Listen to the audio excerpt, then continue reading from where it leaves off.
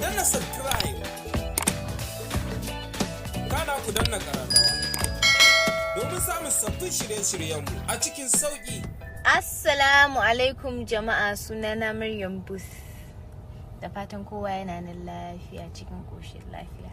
Ina gayyatar masoyana maza da mata da mu haɗu da ku gobe da ƙarfe 2 na rana a Film House Cinema domin kallon shahararren fim ɗin nan mai suna ƙarshen Tika-Tiki Tik.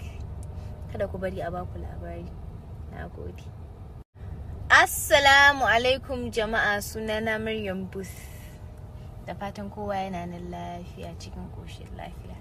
Ina gayyatar masoyana maza da mata da mu haɗu da ku gobe da ƙarfe 2 na rana a Film House Cinema domin kallon shahararren fim ɗin nan mai suna ƙarshen Tika-Tiki Tik.